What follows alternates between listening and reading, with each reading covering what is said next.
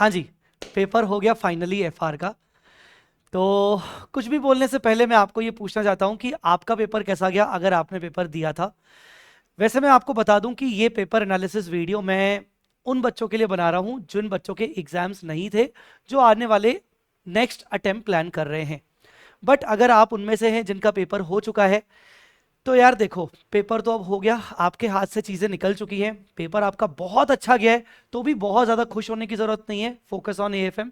Paper अगर बहुत बुरा हो गया है, तो भी आपके कंट्रोल में कुछ भी नहीं है, still you have to focus on AFM. क्या पता अगले पेपर में एग्जामिशन आ जाए।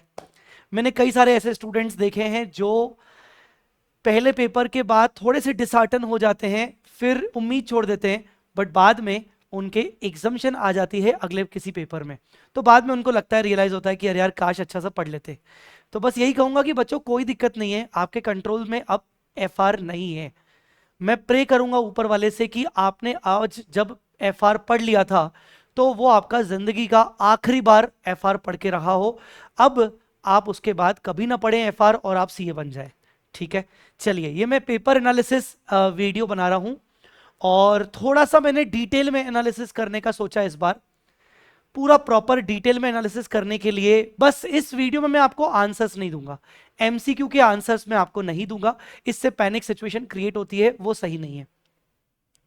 पूरा डिटेल एनालिसिस मैंने पेपर का किया है कि पेपर कहां से आया, कितना आया, मैंने जो एबीसी एनालिसिस दिया था उसमें से कितना आया, मस्ट डू क्वेश्चन की जो लिस्ट प्रोवाइड की थी 175, मैंने कहा था 175 मस्ट डू क्वेश्चन की जो लिस्ट है, ऐसा नहीं उसमें से कॉपी पेस्ट करके आ जाएगा, बट आपको लगेगा कि पेपर उसमें से रिप्रेजेंट किया गया है। ठीक है, और हुआ भी वही है। चलिए, मैं पूरा डिटेल में आपको बताता हूं कि कैसा पेपर था। In one word, MCQ was tricky. जिसने टाइम दिया होगा एमसीक्यू उसको पढ़ने में, उससे बने होंगे, पर जिसने एमसीक्यू उसको ऊपर ऊपर से पढ़ा होगा, कोशिश की होगी जल्दी जल्दी जल्दी पढ़ के आंसर करूं, उसको बहुत ट्रिकी लगा होगा, उसने बहुत सारी चीजें मिस की होंगी। तो एमसीक्यू तो नो डाउट ट्रिकी था। रही बात डिस्क्रिप्टिव की, तो बच्चों का ओपिनियन आ रहा है, कुछ बच्चों का ओपिनियन आ रहा है कि सर बहुत इजी था, कुछ बच्चों का ओपिनियन आ रहा है कि सर एवरेज था। मैं आपको बता रहा हूं क्वेश्चन वाइज, कि क्वेश्चन वाइज अगर देखें कि इजी था कि एवरेज था।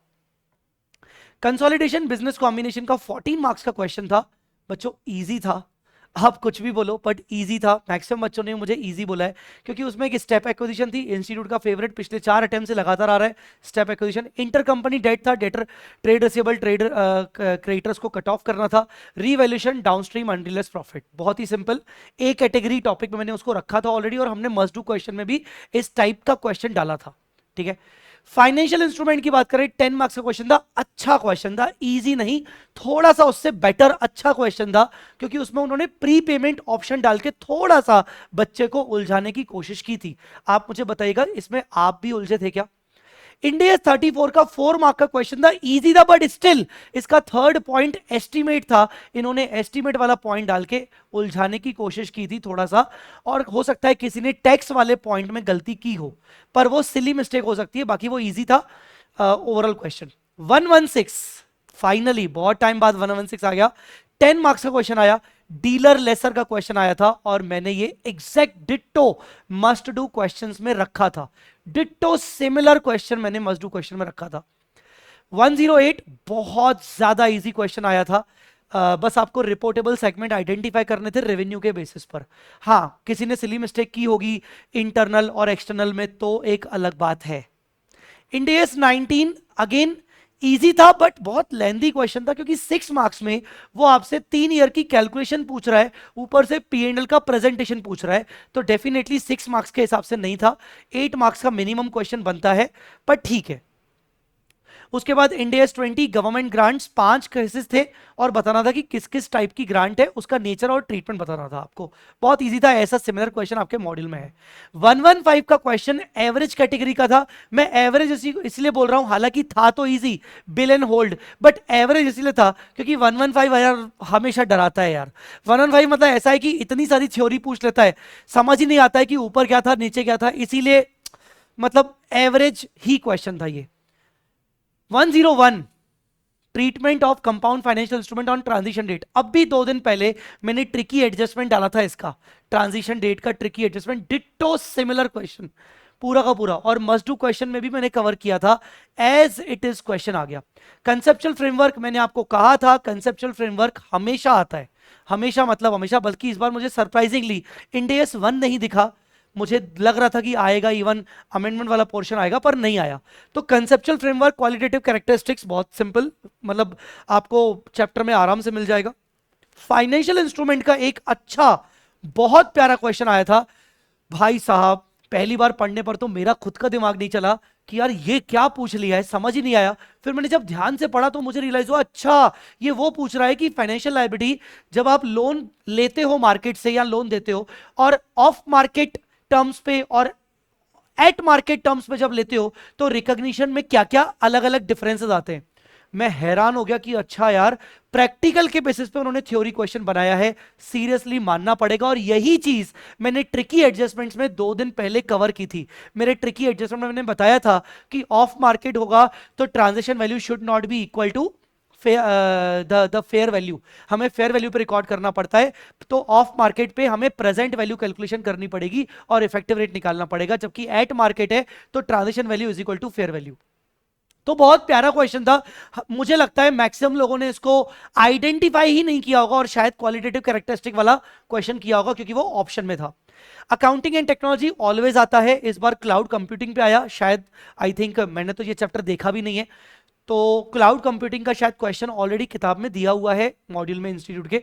इंड AS 23 मुझे इस बार लग रहा था, इसीलिए मैंने इसको ए कैटेगरी में रखा था, ठीक है। हालांकि मैंने मस्ट डू क्वेश्चन की लिस्ट में इसको नहीं डाला था, पर हाँ इंड AS 23 का ये क्वेश्चन जो आया था, ये सिमिलर क्वेश्चन आपको मॉड्यूल में भी दिखेगा, पर उन्होंने थोड़ा सा ट्रिकी किया था, थोड़ा सा ट्रिकी किया था। सिमिलर क्वेश्चन मॉड्यूल में है, बट थोड़ा सा इस बार इन्होंने ट्रिकी कर दिया, एक्सपेंडिचर की वैल्यू कम कर दी और लोन अमाउंट ज्यादा था, जिसमें से कुछ लोन तो उसमें यूज ही नहीं हुआ है, तो थोड़ा सा पार्ट जो यूज नहीं हुआ है वो तो डायरेक्टली बोरिंग कॉस्ट एक्सपेंस में जाएगी, और बाकी जो इन्होंने 5 फ्लोर बताए थे कि 5 फ्लोर में कैसे जाएगा, तो शायद शुरू के 3 फ्लोर में थोड़ा सा कैपिटलाइज थोड़ा सा एक्सपेंस माना जाएगा, और बाकी के 2 फ्लोर में पूरा कैपिटलाइज माना जाएगा।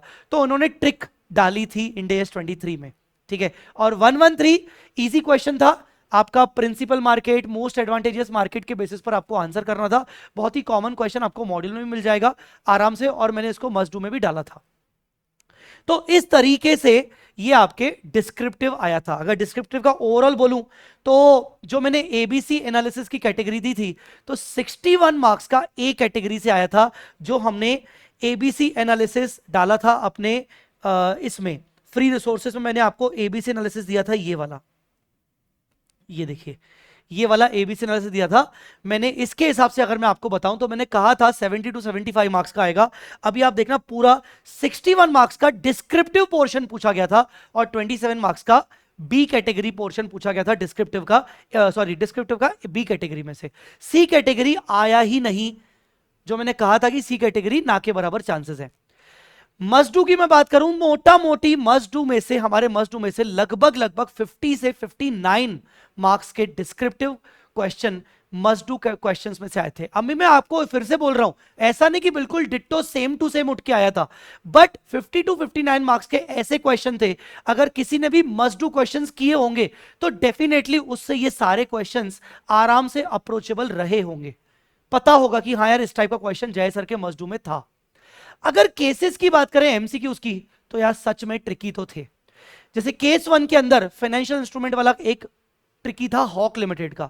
केस 2 के अंदर भाई साहब इंड AS 28 वो small limit sorry large limited की एसोसिएट थी, उसके साथ इंपेयरमेंट वाला पॉइंट, बढ़िया ट्रिकी एडजस्टमेंट था।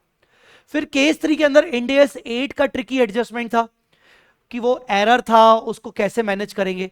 और इसके बाद इंड AS 33 का ट्रिकी था, उन्होंने ट्रिकी दिया था, या आप यूं कह सकते हैं कि इंफॉर्मेशन पूरी अवेलेबल नहीं थी जानबूझ के, और एथिक्स वाला भी थोड़ा एक तरीके से ट्रिकी मान सकते हैं। तो इस तरीके से एमसीक्यूज ट्रिकी थे। मैं एक बात बोलूंगा, जिसने एमसीक्यू को थोड़ा आराम से पढ़ा होगा, पेशेंस के साथ पढ़ा होगा, उसने एमसीक्यू उससे बने भी होंगे। पर अगर जिसने बहुत हड़बड़ी में, बहुत जल्दबाजी में पढ़े होंगे, तो उनको एमसीक्यूज बहुत टफ लगे होंगे। जब मैंने खुद एमसीक्यूज पढ़े बहुत हड़बड़ी में, तो मुझे भी रियलाइज हुआ कि नहीं बॉस, है थोड़ा टाइम देना पड़ेगा। ठीक है, तो अगर एमसीक्यूज की बात करें तो 20 मार्क्स के एमसीक्यूज हमारे ए कैटेगरी टॉपिक्स के आए, 8 मार्क्स के बी कैटेगरी के, और 2 मार्क का सिर्फ सी कैटेगरी का। ओवरऑल अगर बात करें तो पूरे के पूरे पेपर एमसीक्यू और डिस्क्रिप्टिव मिला के 81 मार्क्स का ए कैटेगरी से आया था, जबकि मैंने कहा था कि 70 से 75 मार्क्स का आएगा। ठीक है, अब इसमें कोई बड़ी बात नहीं है, मतलब मैंने कहा था तो वो हो गया भाई, मतलब मेरी किस्मत अच्छी है, यूं मान ले कि मैंने जो एनालिसिस किया वो एनालिसिस सही तरीके से पहुंच गया।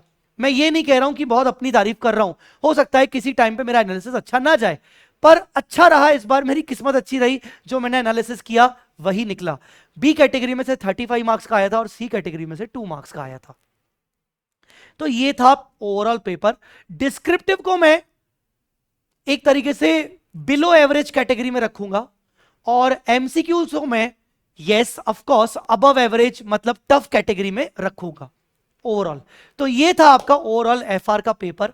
ठीक है, इस बार मैंने पेपर से पहले ही कहा था कि मुझे लगता है कि पेपर बहुत टफ आएगा, बट ऐसा हुआ नहीं, पर खुशी है। चलो ठीक है, एफआर का पेपर बहुत अच्छा आया है, और मैं आशा करता हूं कि आपका एएफएम और ऑडिट का पेपर भी बहुत अच्छा जाएगा।